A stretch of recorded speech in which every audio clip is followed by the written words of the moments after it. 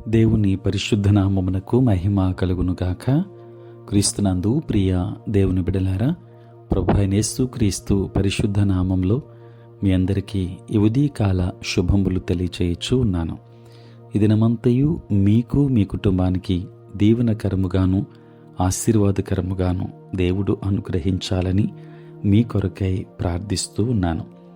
నేటి దినము కొరకు ఏర్పాటు చేయబడిన దేవుని వాక్యము యెహెజ్కేలు గ్రంథం 36వ అధ్యాయం 26వ వచనం.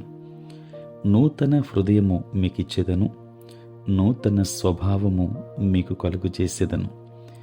రాతి గుండె మీలో నుండి తీసివేసి మాంసపు గుండెను మీకిచ్చెదను. నూతన స్వభావము మీకు కలుగు చేసేదను. ప్రియులారా, నేటి దినం కొరకు ఏర్పాటు చేయబడిన ధ్యానాంశము నూతన ఆత్మ, న్యూ స్పిరిట్. ప్రియులారా, దేవుని పరిశుద్ధ గ్రంథములో మనం జ్ఞాపకం చేసుకున్నప్పుడు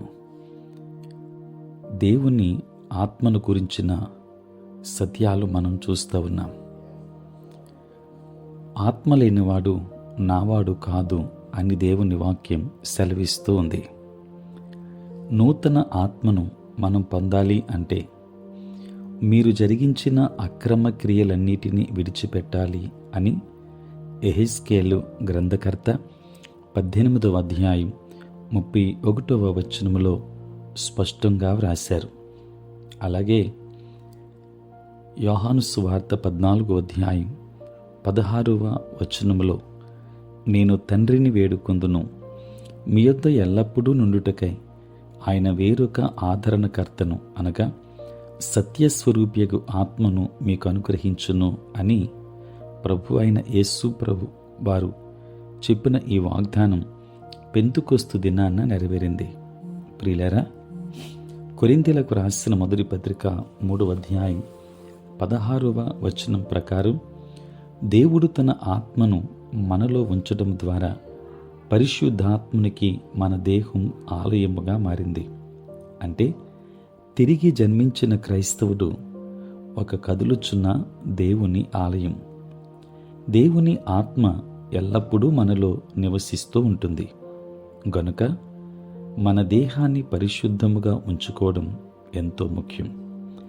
దేవుని మహిమ మన నుండి వెళ్లకుండా చూచుకోవడమే కాక పాపం ద్వారా పరిశుద్ధాత్మని దుఃఖపరచుకుంటున్నట్లు మనమెంతో జాగ్రత్తగా ఉండాలి. దేవుని బిడ్డలారా, ఆయన ఆత్మ కొరకు మనము దేవునికి వందనాలు చెల్లించాలి. ఎందుకంటే ఆయన ఆత్మ మనలో లేకపోతే మనము శూన్యం.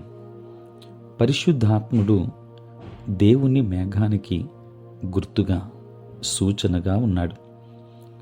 పరిశుద్ధ గ్రంథంలో మేఘస్తంభం కానీ అగ్నిస్తంభం కానీ లేకపోతే ఇశ్రాయేలీయులు అరణ్యములో బ్రతికి బయటపడేవారు కారు.